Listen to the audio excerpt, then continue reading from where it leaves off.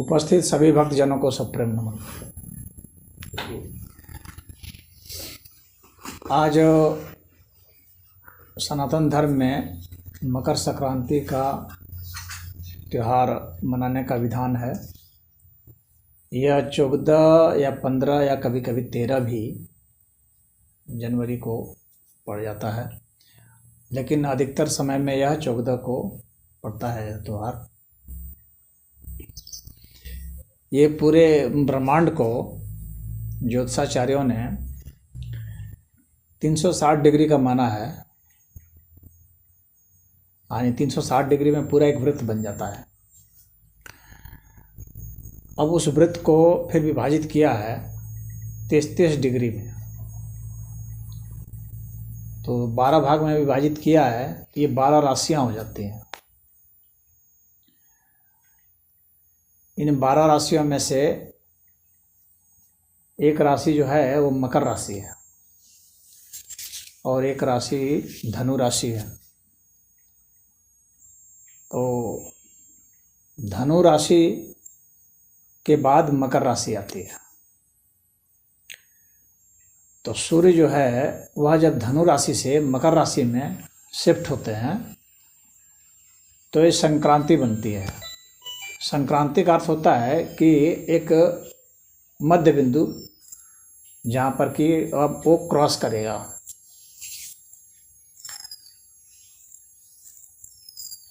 यानी जैसे इसको बंद कर दें, जैसे कि यह मान लीजिए कि एक रेखा हो और यहीं पर आ जाए, इसी रेखा पर आ जाए, तो ये संक्रांति हो गई, क्योंकि अब ये ना इधर है ना इधर है, मतलब ठीक रेखा के मध्य में है। तो इसलिए वह जो है संक्रांति कहलाती है। इसके बाद जो है वहाँ से उत्तरायण शुरू हो जाता है और इसके पहले जो है दक्षिणायन था। तो उत्तरायण यानी सूर्य जो है उत्तर की ओर जब मुख कर लिए तो इसका अर्थ हो जाता है कि अब कुछ कुछ जो है गर्मी बढ़ेगी, दिन जो है थोड़ा थोड़ा हल्का हल्का बड़ा होना शुरू होगा। अब यहाँ जो है इसका महत्व संक्रांति का इस अर्थ में है क्योंकि यहाँ जो है एक तरफ से जो है अति शीत का समय था और अब जो है उस अति शीत में कमी आएगी। और यह जो है फसल का भी त्यौहार माना जाता है, इसलिए क्योंकि एक फसल कट जाती है। इसके पहले जो खरीफ फसल बोए थे कट गई, अब जो है रबी फसल जो है शुरू हो गई। तो उस फसल के उत्सव पर क्या करते हैं, काटने के उत्सव पर किसान खुश होते हैं और उसमें कुछ जला करके उनको और उनको खाते हैं बांट बांट करके आपस में, जिसे लाहिड़ी बोलते हैं। इधर जो है मकर संक्रांति का उत्सव बोलते हैं और पीछे दक्षिण भारत में पोंगल वगैरह बोलते हैं। मोटे तौर पर इधर है और उधर पूर्व ओर चले जाएंगे तो माघी वगैरह बोलते हैं इसको। तो यह जो है यह किसानों का भी उत्सव है और ज्योतिषाचार्यों के लिए भी एक बहुत महत्वपूर्ण चीज़ होती है और योगियों के लिए भी बहुत महत्वपूर्ण चीज़ होती है। तो वह तो आप लोग सामान्य रूप से जानते ही हैं कि इस पर लोग पतंग उड़ाते हैं और मिठाइयाँ खाते हैं और इसमें तिल का बहुत महत्व होता है, क्योंकि तिल ही एक ऐसी चीज़ है जो कि बिल्कुल ही मकर संक्रांति का जो है वास्तविक अर्थ में उसको चरितार्थ करती है, क्योंकि इसमें ऊर्जा बहुत ज़्यादा होती है तिल में। इसमें तेल होता है और इसका तेल जो होता है वह न शीत होता है और न ही उष्ण होता है, इसलिए इस तेल का बहुत महत्व है। कुछ तेल ऐसे होते हैं जो काफ़ी गर्म स्वभाव के होते हैं, कुछ तेल होते हैं ठंडे स्वभाव के होते हैं। और इस मौसम में जबकि काफ़ी वात का प्रकोप हो जाता है, उस वक्त खाए जाने वाले तेल में से तिल और तिस्सी, ये दो का जो तेल होता है ये बहुत ही अच्छा होता है, जो कि वात रोग को दूर करता है और हृदय की परेशानी को भी दूर करता है। इसलिए इसका आयुर्वेद में बहुत महत्व माना जाता है। तो इसलिए सभी चीज़ में तिल और तिस्सी का मिलाने का प्रावधान रहता है। चाहे आप मिठाई बनाएं, चाहे कोई पकवान बनाएं, चाहे घर में और कोई चीज़ बना करके खाएं, लड्डू बना के खाएं, जैसे भी खाएं। तो तिल और तिस्सी का आयुर्वेद में बहुत विधान किया गया है। और ये मकर संक्रांति के समय ही इसका विधान है कि इसको खाना चाहिए। इसको खाने से शरीर में जो विकार है वो सब दूर हो जाएंगे। ठंड के कारण जो अति ठंड के कारण जो विकार आए हैं ना, वो दूर हो जाएंगे। और ठंड जो है हम लोग की धमनियों को जो है सिकोड़ देता है और हृदय की गति को भी अस्त व्यस्त कर देता है और मस्तिष्क में जो नस नाड़ियाँ हैं उसको भी सिकोड़ देता है। और इसमें ब्रेन स्ट्रोक का बहुत खतरा रहता है। जब आदमी ठंडे जल से नहा लेता है तो कितने को ब्रेन स्ट्रोक हो जाता है, आदमी मर जाता है, तत्काल ही मर जाता है। तो इसीलिए इसका विधान किया गया है कि शीत ऋतु में तिल और तिस्सी का खाएं। और जो तिस्सी का तेल होता है वह तो इतना अच्छा होता है हृदय के लिए कि उसको आप सालों भर भी खा सकते हैं। और जितना बैड कोलेस्ट्रॉल होता है जो जमा हो जाता है, क्योंकि ठंडे में आदमी लोग कुछ भोजन ज़्यादा करते हैं और ज़्यादा भोजन करने के कारण क्या होता है कि ज़्यादा जमा हो जाता है शरीर में, हम लोग का टॉक्सिन ज़्यादा जमा हो जाता है, टॉक्सिक मटेरियल बहुत हो जाता है, कोलेस्ट्रॉल भी बहुत बढ़ जाता है। इसलिए तिल और तिस्सी जो है उसको खाना चाहिए, क्योंकि उस सबको वह निकाल देगा। जितना आपका टॉक्सिक मटेरियल जमा है, जितना कचरा जमा है, जितना विषाक्त पदार्थ जमा हुए हैं, उन सबको निकाल देता है। इसीलिए इसका आयुर्वेद में विधान किया गया है कि इस समय जो है खाना चाहिए। तो हर पकवान में ये परंपरा से चला आ रहा है, लेकिन ये परंपरा के पीछे जो रहस्य है मेडिकल साइंस का आयुर्वेद के हिसाब से, वह मैंने आपको बताया। अब इसके बाद मैं आपको योगी का बताता हूँ, थोड़ा योग का। यह जो समय होता है, जो भी संक्रांति का जो भी समय होता है, जैसे दिन और रात की संक्रांति भी होती है, जिसको संध्या काल कहते हैं, और उसी तरह से प्रभात काल है। हाँ, प्रातः का एकदम ठीक भोर होने वाला है और अभी रात ढलने वाली है। हाँ, तो वह भी संक्रांति कहलाती है। तो ये दो संक्रांतियाँ प्रतिदिन पड़ती हैं। तो यह तो प्रतिदिन की संक्रांति, और उसी तरह से जो है हर महीने की भी संक्रांति होती है, और यह वर्ष की संक्रांति है। मकर राशि में और कर्क राशि में, ये दो राशि में सूर्य जब प्रवेश करते हैं तो संक्रांति बनती है। तो हम लोग जो है इस समय जो है मकर राशि में हैं, और जो दूसरा गोलार्ध होता है तो उसमें जो है कर्क राशि पर पड़ता है। हम लोग के गोलार्ध में ये मकर राशि का है।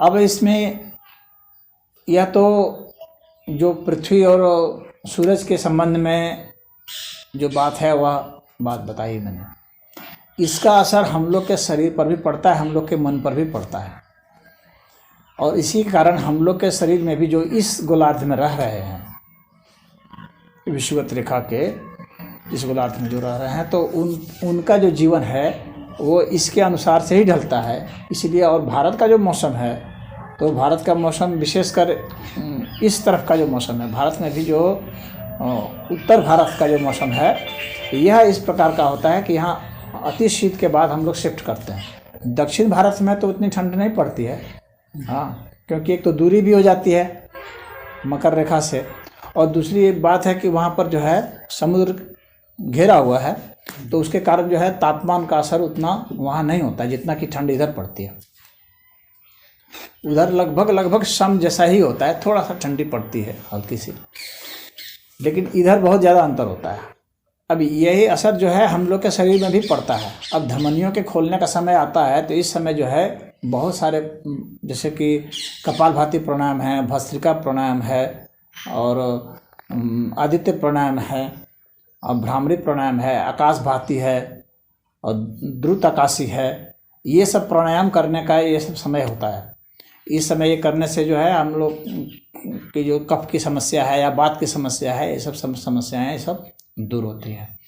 अब इसके बाद जो है बात आती है संक्रांति की। तो एक संक्रांति हम लोग के भी शरीर में होती है, जो मैं अक्सर बताते आया हूँ, जो लोग यहाँ आते आए हैं, कि हम हर जो है करीब 2.5 घंटे पर हम लोग के भीतर में एक संक्रांति आती है, हर 2.5 घंटे पर आती है। जब हम लोग की जो बाईं नाक जो है उससे जो सांस आती है वह शिफ्ट होती है दाईं नाक की ओर। और चूँकि ये ठंडा का समय है इसलिए इसमें जो दाईं नाक से सांस है वो ज़्यादा चलती है, क्योंकि शरीर को जो है कवर करना होता है। हम लोग का शरीर का तापमान लगभग जो है बराबर जैसा रखना पड़ता है। अगर थोड़ा सा भी तापमान घट गया बढ़ गया 97.5 डिग्री के आसपास जो है हम लोग का तापमान जो है माना जाता है सही है। अगर उससे ज़्यादा बढ़ गया या घट गया तो हम लोग को बीमारी हो जाती है। तो उसको मेंटेन करने के लिए यह ज़रूरी होता है, चूँकि बाहर का मौसम जो है वह ठंडा है, तो ऐसे में ज़रूरी होता है कि हम लोग अपना दायां स्वर चलाएं, यानी हम लोग की दाईं नाक से सांस चलती रहे और इसको ज़ोर ज़ोर से चलाएं। तो दाईं नाक से सांस चलती रहे तो इसके लिए यह ज़रूरी है कि हम लोग जो है बाएं करवट लेट जाएं। बाएं करवट लेट करके जब हम श्वास प्रश्वास करेंगे तो यह दायां स्वर चलेगा, और दायां स्वर चलेगा तो शरीर में गर्मी आएगी, और दायां स्वर चलेगा तो हम लोग का आलस्य भी दूर होगा, हम लोग में ज़्यादा ताकत आ जाएगी, हम लोग अपना काम कर सकेंगे। अब ये सब प्राणायाम करने के बाद जो मैंने आप एक बार और बताया था कि जब हम लोग का शिफ्ट होता है बायां स्वर से दायां स्वर और दायां स्वर से बायां स्वर, तो उसमें एक संक्रांति होती है, उसको भी संक्रांति कहा जाता है, वो योग की संक्रांति होती है। और उसमें क्या होता है कि हम लोग के दोनों नाक से सांस चलती है, वह संक्रांति है। तो बायां जो स्वर होता है वो ठंडा होता है, समझ लीजिए ठंडे ऋतु के बराबर मान लीजिए, और दायां स्वर जो होता है वो गर्म होता है, वो ग्रीष्म ऋतु मान लीजिए। अब ये जो बायां और दायां है इसमें हम लोग शिफ्ट करते रहते हैं। जो शिफ्ट करते हैं जब दोनों नाक से सांस चलती है तो वो संक्रांति होती है। और वह जो संक्रांति होती है तो उसमें क्या होता है कि हम लोग जो है बिल्कुल ही सम तापमान में रहते हैं, और हम लोग का जो स्वर सम हो जाता है, यानी दोनों नाक से सांस बराबर चल रही है, इसका मतलब है कि हम लोग की जो है सरस्वती नाड़ी जागृत होती है। ये सरस्वती नाड़ी जो है इसको सुषुम्ना नाड़ी भी कहते हैं, और इसका योग में बहुत ही ज़्यादा महत्व बताया गया है। जितने भी योग के ग्रंथ हैं इसमें सुषुम्ना नाड़ी का जिक्र आता है। सुषुम्ना नाड़ी के कारण ही यह श्वास प्रश्वास होता है, जब दोनों नाक से श्वास प्रश्वास होता है तब। और यह जो जब दोनों नाड़ी से सांस चल रही है उस समय कभी भी कोई गृहस्थी का काम नहीं करना चाहिए, कोई सांसारिक कार्य नहीं करना चाहिए। सदैव जो बताया गया है कि इसमें योग संबंधित, भजन कीर्तन संबंधित, दान पुण्य संबंधित ही कार्य करना चाहिए। अगर कोई दूसरा काम आप करेंगे तो क्या होगा, वह काम निष्फल हो जाएगा। कहने का मतलब है कि उस काम में आपको सफलता नहीं मिलेगी। उदाहरण के लिए जब आपके दोनों नाक से सांस चल रही है और आप अपने एक दुकान का उद्घाटन कर रहे हैं तो आपकी दुकान को नहीं चलना है, दुकान को फेल हो जाना है। कोई भी आप काम कर देंगे जब दोनों नाक से सांस चल रही है, इसको सदैव याद रखिए, तो आपको फेल हो जाना है, सिवाय योग ध्यान के, भजन कीर्तन के। ये इसीलिए 2.5 घंटे पर यह जब समय आता है तो इसको देख लेना चाहिए कि इस समय में कौन सा काम कर रहा हूँ। बहुत लोग जो असफल होते हैं तो उसके असफल होने के बहुत बड़ा कारण यह होता है कि इस समय ही जब आपकी दोनों नाक से सांस चल रही है, सुषुम्ना नाड़ी जागृत है, उस समय ही आप कोई ऐसा काम शुरू कर देते हैं गृहस्थी का, जिसके कारण आप असफल हो जाते हैं। चाहे आप इंटरव्यू देने जा रहे हैं, चाहे परीक्षा देने जा रहे हैं, चाहे कुछ भी करने जा रहे हैं, अगर जब दोनों नाक से सांस चल रही है उस समय अगर आप ये शुरू करेंगे तो आपको उसमें खराब परिणाम आना है। जितना आपको चाहिए उससे कम ही आना है परिणाम। तो इसको ये ध्यान रखना चाहिए। अब यह जो है ये ज़्यादा देर तक नहीं रहता, थोड़ी देर तक रहता है, लेकिन ये थोड़ी देर जो होता है ये बहुत महत्वपूर्ण होता है। परंतु जब आप योग और ध्यान करने लगेंगे इस समय में तो यह समय बढ़ जाएगा। अमूमन गृहस्थी के समय में या दूसरे अन्य कामों में जब लगे हैं तो यह बहुत थोड़े समय के लिए होता है, मुश्किल से यह 8-10 मिनट के लिए होता है।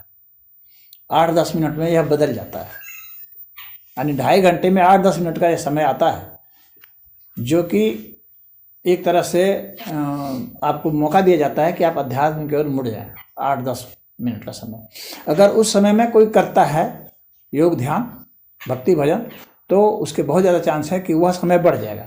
वो 8 मिनट का समय जो है ना, 1 घंटा भी हो सकता है, 2 घंटा भी हो सकता है, 8 घंटा भी हो सकता है। जब आप उसमें लगातार प्रवेश करेंगे तो ऐसा हो जाएगा।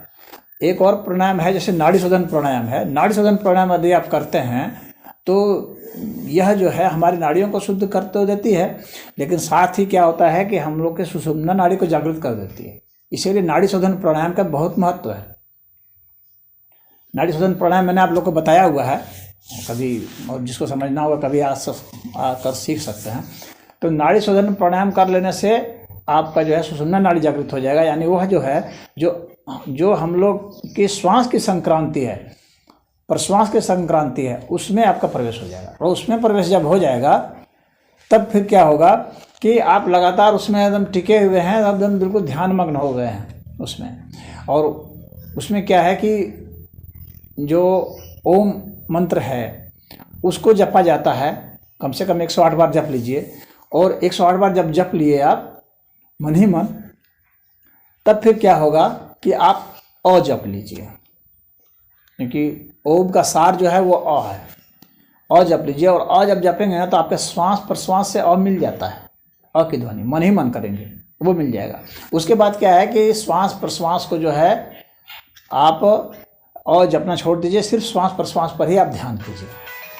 और जो वह जब होने लग जाएगा तब फिर क्या, वह भी जो है 108 बार तक आप गिन लीजिए। जब वह हो जाएगा तब आप फिर क्या कीजिए कि श्वास प्रश्वास को धीमा कर दीजिए, इतना धीमा कि आपको श्वास प्रश्वास का पता नहीं चले। ऐसा जब आप कर देंगे तब क्या होगा कि सुषुम्ना नाड़ी के भीतर चित्रणीय नाड़ी होती है, वह जागृत हो जाएगी।